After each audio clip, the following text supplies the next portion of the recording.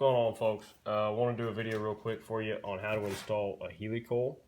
If you're not familiar with helicoils, these are absolute lifesavers. They make these little kits. This is a 14mm kit, specifically designed for spark plugs. They make them in different sizes for different applications. Basically, if you've got a thread that you've got stripped out, in this case, this is a cylinder head from a 5 horsepower Briggs pressure washer. Did a valve job on it, got it all put together, and come to find out the spark plug was stripped out, the thread was stripped out. So instead of having to buy a whole new head for it, we can just put a helicoil in here and we're good to go. It'll be as good as new after that. So you'll buy, or if you already have, whatever, you'll get the kit that is the repair size for the size thread that you are repairing. So in this case, this is a 14mm spark plug thread, so you would buy the 14mm helicoil kit. And the reason that I'm specifying that, and it sounds redundant, is that you're actually overboring, you're tapping, you're re-tapping the threads here. So you're actually making this a larger diameter, and then after you tap it, you're placing an insert thread inside the over-tapped hole that will receive the threads on your spark plug. So you want to buy, or make sure you use, the appropriate kit for the size thread that you're using. Like I said, in this case 14mm, and they make a variety of different sizes. What you get in the kit, nice little foam insert there. It's got some instructions for you, and they were kind enough to supply some replacement part numbers for you later on down the trail. So if you want to buy some different sizes of inserts and stuff like that, your stuff is right there to reorder them, and then it's got some instructions in there on how to use it if you're not familiar with it. What else you get inside there? You get a tap, 14mm tap, and then you get your set tool. Inside, or above that, you have this little foam holder here with a selection of different sizes of inserts. Now when I say sizes, they're all 14mm diameters, but they're different reaches.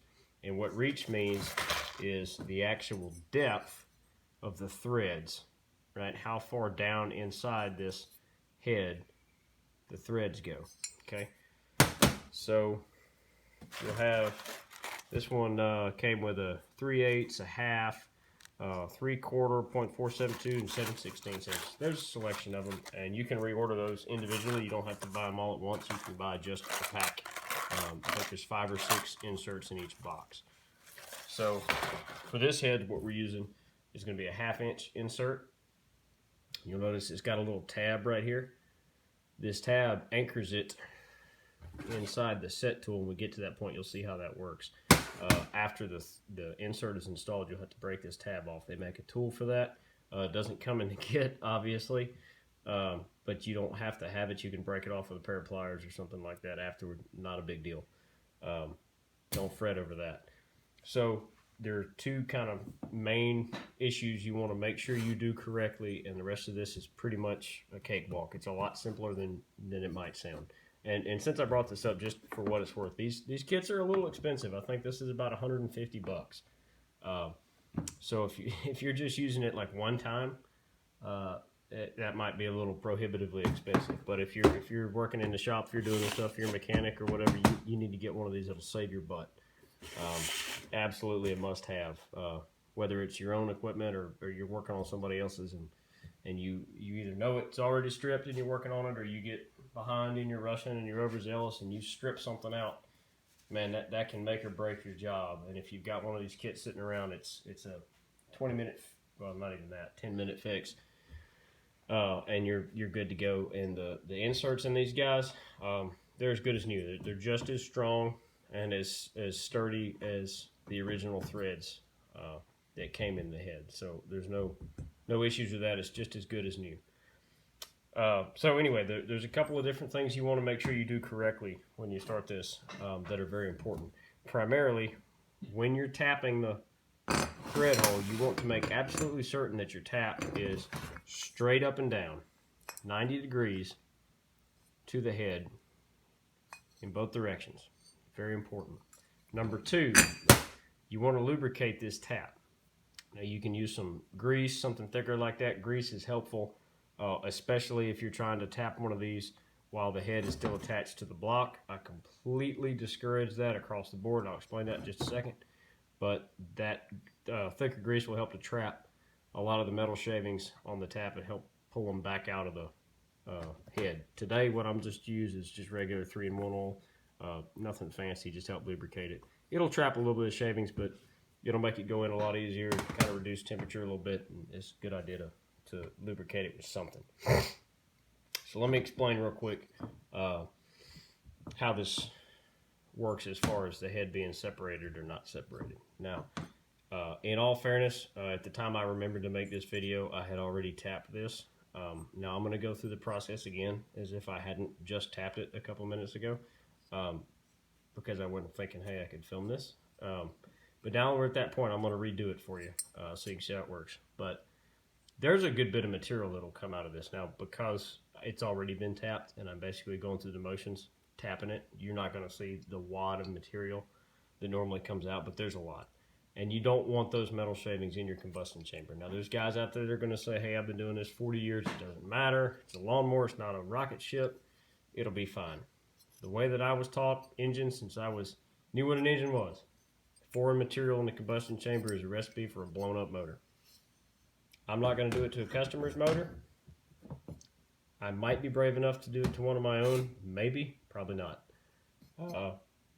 It's one of those things, you're either going to do it right or you're not going to do it at all. If it's a mistake that I made on a customer's equipment where I stripped something out, yeah, that's my fault. I got to fix that mistake. I got to eat that extra cost, and I'm going to do it right.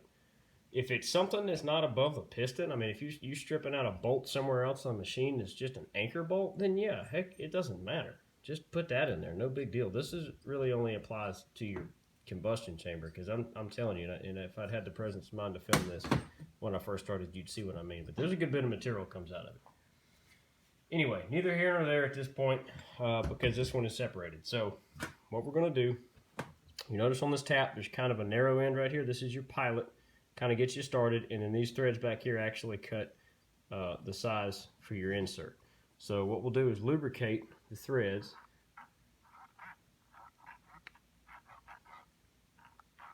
Just like that.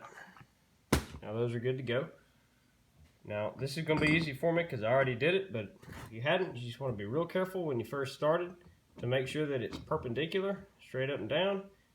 And once you start threading it in there, it'll kind of get tight and you'll know you're in there. On this particular one, I'm going to use an adjustable wrench to turn it, but you could use a box end wrench, whatever's comfortable for you. When you turn it, just kind of make sure you keep everything straight up and down like you're supposed to. Now this is going to be real easy to turn because it's already tapped.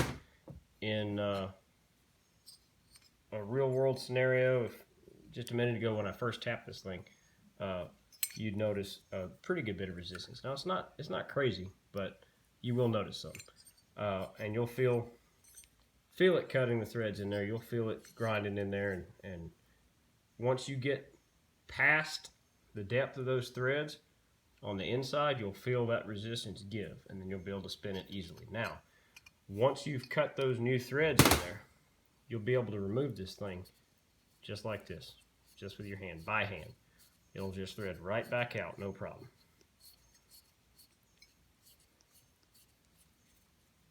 Not difficult at all. Now, just like we did a minute ago that I didn't film, of course, once you're done, you'll have a bunch of junk in there. You'll take your compressor and you'll just blast all that out, clean all those threads up, and then don't forget to clean your tap before you put it in your kit. Get it ready for next time. Alright, now that we've got our threads cut, now we get to install our insert. So this is the installing tool they give you. It's got a sleeve. You'll take the sleeve completely off the tool. Now if you notice, there's a little bitty notch right here in the tip of it. Okay? I don't know if you can see that real well on the camera. Well, on your insert, this little tab I mentioned earlier that we have to break off, that little tab fits down nice and neat right there on the bottom of that insert, or on the set tool. Kind of locks in there like that. So you'll set that on the top, then you'll take your sleeve and you'll drop your sleeve over the top of that insert, just like this. Okay, now you're going to have to thread this sleeve onto your set tool. Now, this is the tricky part. So you'll thread the sleeve onto your insert tool. Excuse me. You'll thread the sleeve onto your set tool. Excuse me. Back up a little bit so you can see what I'm doing. Now, as you're getting to the bottom of the sleeve, and you can see that insert starting to reach the end of the sleeve there, you want to slow down and just barely screw that sleeve down enough till you just ever so slightly have the top ring of that insert showing. Just like that, right there. Now, if you went too far and there's too much of the insert sticking out above the sleeve, that's no big deal. Just keep going until it pops out, start over, do it again. That's not a real big issue there. Easy fix. Okay, I'm gonna do just a little bit more than that. Once you've got that set up,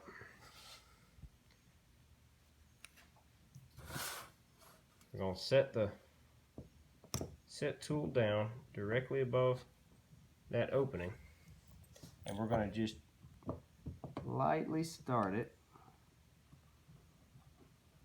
kind of get a bite on it, start trying to thread it in there, and you'll feel it start to, there we go, right there.